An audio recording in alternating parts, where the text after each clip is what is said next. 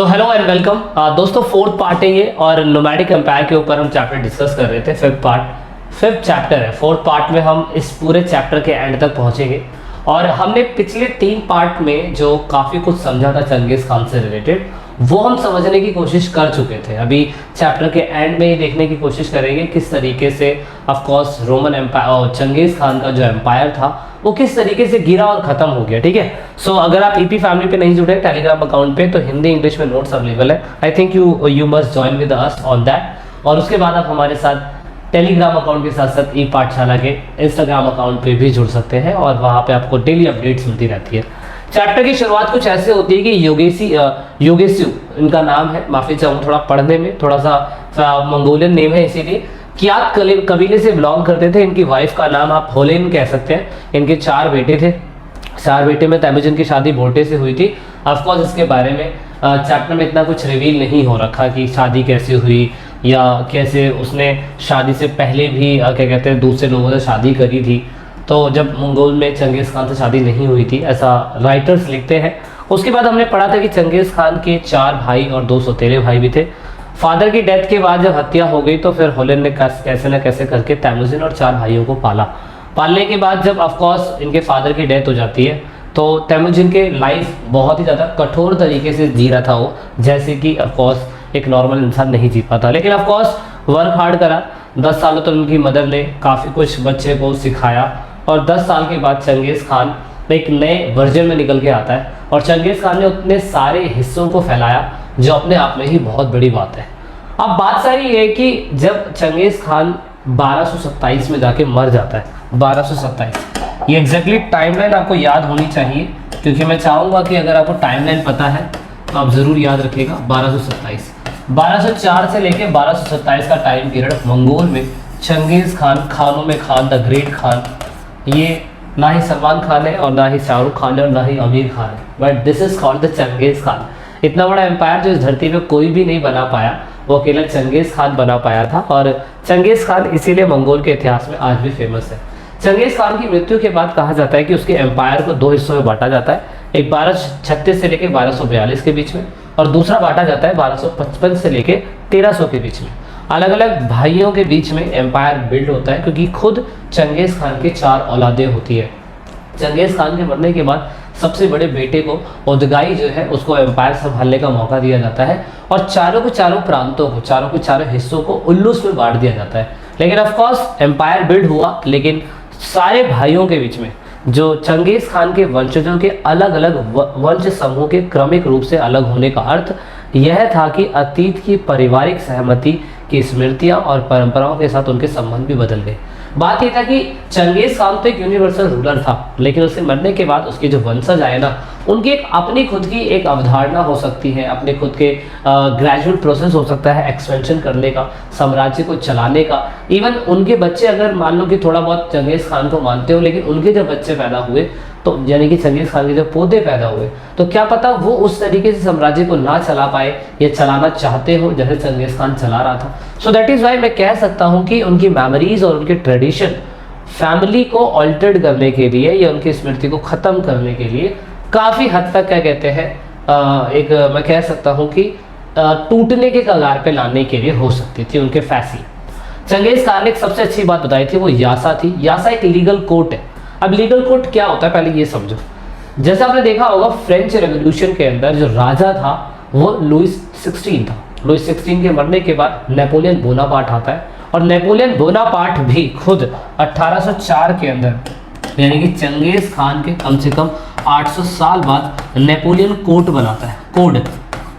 Code में कुछ ऐसी बातें लिखी जाती है जो सभी को माननी पड़ेगी, जैसे राइट टू प्रॉपर्टी होगा, लोगों को बोलने का अधिकार होगा, उसके बाद लोगों को क्या कहते हैं स्वतंत्रता का अधिकार होगा, राजा जो है कॉन्स्टिट्यूशन की बात मानेगा, सारे प्रिविलेजेस खत्म होंगे, everything you can discuss in Napoleon Bonaparte court. ऐसे ही सेम चंगेज़ खान ने भी एक कोर्ट बनाया था, लीगल कोर्ट। ये कोर्ट कहने का मतलब कुछ ऐसी संहिताएं हैं, कुछ ऐसे रूल्स एंड रेगुलेशंस है जो यासा कानून के अंडर में आती है and everyone need to agree with this.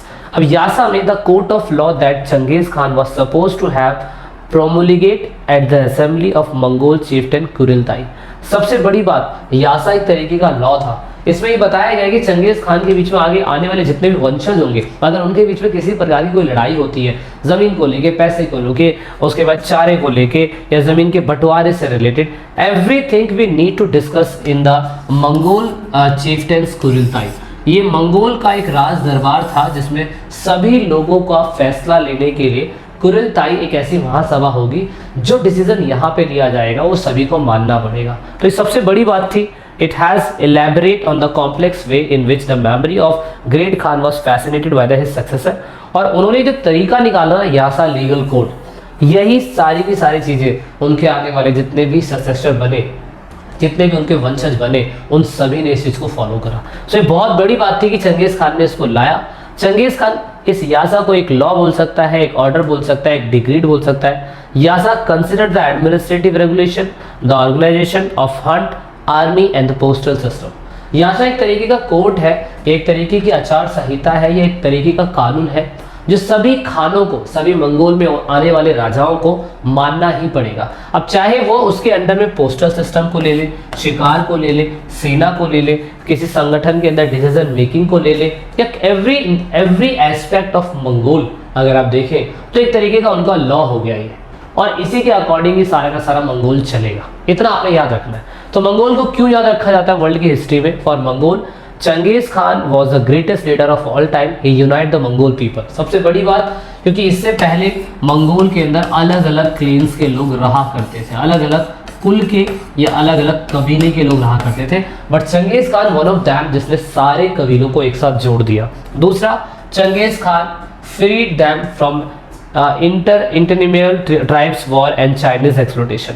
Genghis Khan ने उन्हें अस्थायी आदिवासी युद्धों और चीन शोषण से मुक्त करवाया। ये अच्छी बात ये थी कि कभी कोई अटैक करता था, कभी कोई अटैक करता था, कभी किसी की चीज़ें छीन लेता था, तो चाइना भी उन पर अटैक करता रहता था। इसने खुद ही सब पे अटैक करके सभी को अपने अंडर में ले लिया। तो ये बहुत बड़ी बात थी। तो इसीलिए चंगेज खान को आज वर्ल्ड की हिस्ट्री याद रखती है। Genghis Khan brought them prosperity, fascinate a grand transcontinental empire and restored trade routes and market that attracted distant travel and the traders। Genghis Khan एक ऐसा व्यक्ति था जिसने लोगों के बीच में समृद्धि लेके आया, एक बहुत ही बड़े भूभाग को, एक बहुत ही बड़े एम्पायर को उसने कवर करा, दूर दराज के जितने व्यापार थे उसको यूनाइट करा। इसकी वजह से बहुत सारे ट्रेडर्स और बहुत सारे ट्रैवलर्स अट्रैक्ट हुए, और जब ट्रैवलर्स अट्रैक्ट हुए तो जब तो चंगेज खान के इतिहास के बारे में ट्रैवलर्स लिख पाए कि ऐसा ऐसा कुछ हुआ था चंगेज खान के राज में। Genghis Khan ruled the diverse of the people and the faith. Genghis Khan बहुत विभिन्न समुदाय के लोगों के ऊपर और विभिन्न समुदाय के धर्म के लोगों के ऊपर शासन करता था। उसने सभी के अंदर विश्वास पैदा करा, इवन चाहे वो समन्स हो, बुद्धिस्ट हो, क्रिश्चियनिटीज हो, इवन इस्लाम के लोग भी पूरी तरीके से इन चीज़ों को मानने लग गए थे। दूसरी बात, Mongol recruit administration and army contingents people of all ethnic group and the religion. ऐसा नहीं था कि चंगेज खान अपने एडमिनिस्ट्रेटिव सिस्टम के अंदर या जहाँ पे वो राज करता था वहाँ पे सिर्फ मंगोलियों को ही रखता था, ऐसा बिल्कुल नहीं है। Genghis Khan different community groups को भी रख लिया करता था, क्योंकि उसको उससे कोई फर्क नहीं पड़ता था। मेन है कि काम करने वाला व्यक्ति होना चाहिए, और वो किसी भी जाति का हो, किसी भी धर्म का हो, उससे कोई फर्क नहीं पड़ता था। तो इसने अपने एडमिनिस्ट्रेशन के अंदर लोगों को रखा। तो इस तरीके से मैं कह सकता हूँ कि उसने मल्टी रिलीजन लोगों को रखा, ठीक है ना। तो ये बहुधर्म शासन था जिसमें बहुभाषा लोग, बहुजातीय लोग और बहुत सारे संविधान जैसी चीज़ें यहाँ पे रखी गई। अब चंगेज खान ने बाद में जाके मुगलों को भी कहीं ना कहीं हमारे इंडिया के अंदर पार्ट बनाया। एग्जाम्पल देता हूँ, अगर आप देखें तो ये चंगेज खान है। चंगेज खान के 4 पुत्र हैं। 4 पुत्रों में से तुलाई एक पुत्र है।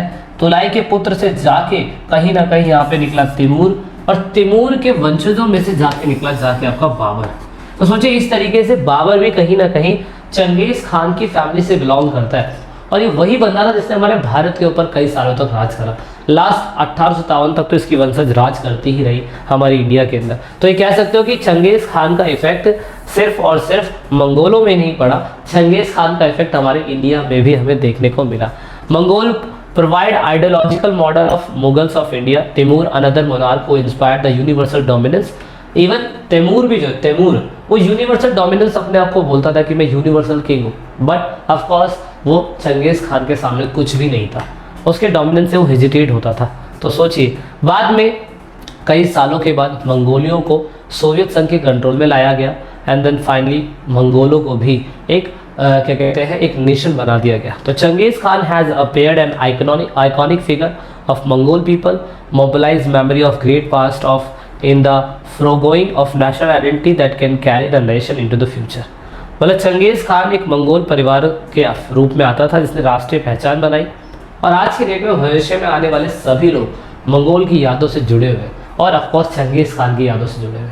सो एट द एंड हमने क्या पढ़ा, मंगोल खान, चंगेज़ खान, मतलब चंगेज़ खान के बाद मंगोल कैसा था, उसके मिलिट्री ऑर्गेनाइजेशन कैसी थी, पॉलिटिकल ऑर्गेनाइजेशन कैसी थी, कम्युनिकेशन सिस्टम कैसा था, एडमिनिस्ट्रेटिव सिस्टम कैसा था, और यासा कानून क्या था, और लास्ट में चंगेज़ खान को आज की डेट में याद क्यों रखा जाता है। So this is all about in this chapter. I hope आपको चंगेज़ खान की हिस्ट्री समझ में आई होगी कि असल में चंगेज़ खान क्या था।